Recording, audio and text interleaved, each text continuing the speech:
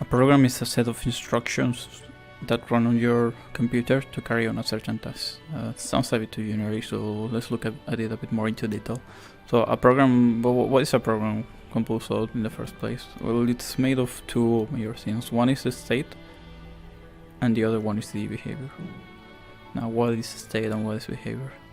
State is a concept that comes back from sequential circuits, if you heard of that before. If not, don't worry, I'll give a quick explanation. As the name suggests, it's the state in which your program is at. States is all the possibilities in which your program can be at. This sounds a bit too abstract, so let's look at two examples. Consider we have the following program, in which we have this boolean variable is hungry. If it's hungry, then it's gonna create this new variable text vark, else it's gonna sleep and then just print it. Now, what are the possible states in this program?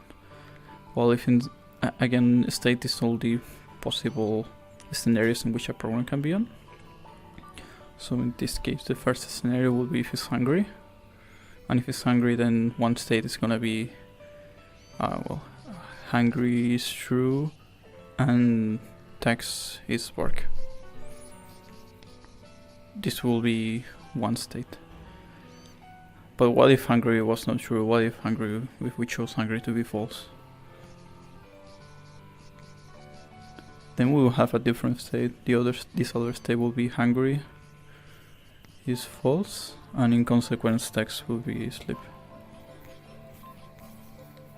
So as you can see here, this program has two states. Right, let's look at another example. What do you think would be the states in this program?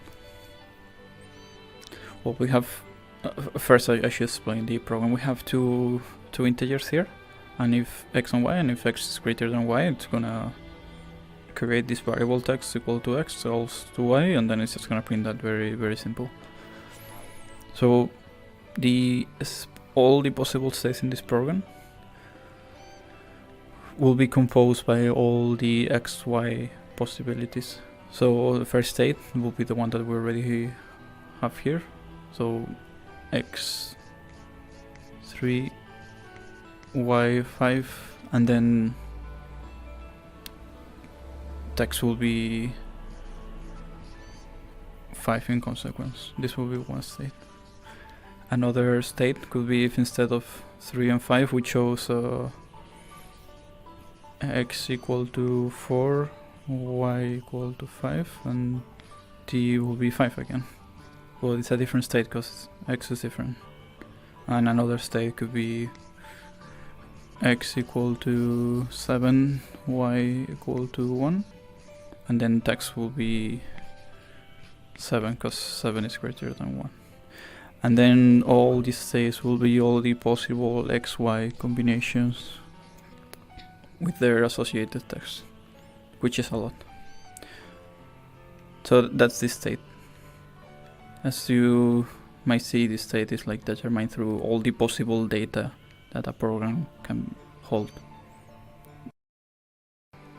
I'd like to make a quick interjection here. When I say all the possible data a program can hold, I mean just that. So for example, on here we saw that the program can hold hungry true and text bark, and then also hungry false and text sleep.